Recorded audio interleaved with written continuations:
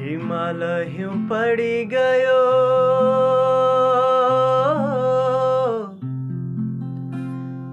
कान्छै डाँफ्या चरी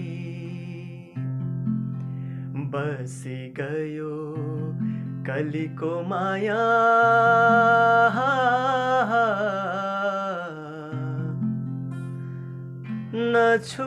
नछुटिन्या गरी